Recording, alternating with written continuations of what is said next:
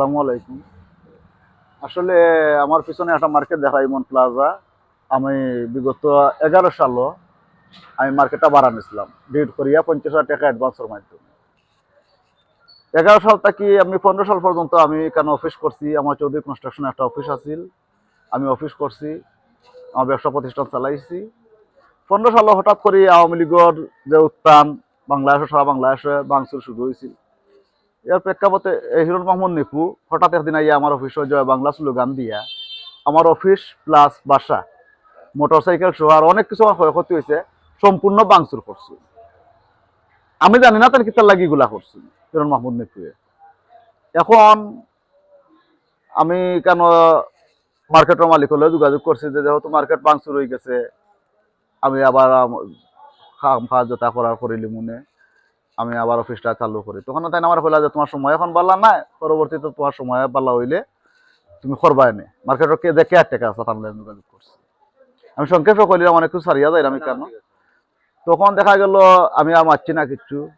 এখন 5 তারিখ পরে যেহেতু আওয়ামী লীগ সরকারি বাংলাদেশ নাই, আমরা ব্যবসা বাণিজ্য করতাম, ওই সুবাদে আমি আবার অফিস দরকার, আমি চাইছি মার্কেটের মালিক হলে মারছি। মার্কেটের মালিক আমার উত্তর দিলা যে অফিস আস্তা মার্কেট যদি খালিও হয় তো তারপরে তাই আমারে কোনো দোকান কুটা আমার কাছে ভাড়া দিতে নাই।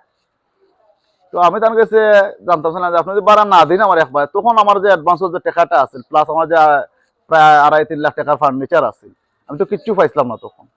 আমি ওগুলা ফেরত চাইছি তার কাছে যে আপনার বাঙ্গা ফার্নিচার ওগুলা আমার ফেরত দৌকা, আর আমার যে অ্যাডভান্সের টাকাটা আছে ওগুলো ফেরত দৌকা দিলে আমি অন্য জায়গাতে চাকানো অফিস করবো। তাই এগুলা দিতে আমার অস্বীকৃতি করবো।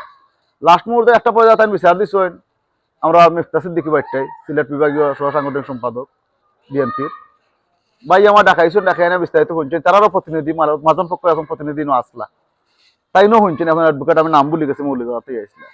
শোনা পরে মিফতা ভাইয়া কইলা যে তারা যদি অফিস বাড়া দিন আপনারা সম্পূর্ণ জিম্মা আমি নেমু, ডিডমিট যেটা করা লাগে করিয়া দিমু, আমি নেমু, মালিক করলে মাত্র ও পর্যায়ে রয়েছে। এখন হঠাৎ করে আমি খবর পাইলাম যে আমার উপরে একটা জিডি করা হয়েছে। কেন আমি অফিস দখল করছি, আপনার কাছে আমার আবদার, আমার ন্যায্য অধিকার চাওয়া যদি অন্যায় হয় আমার বিচার প্রশাসনে করব, আইনে করব। এখনো তার অফিস খোলা আছে, কারণ 3টা দোকান আছে।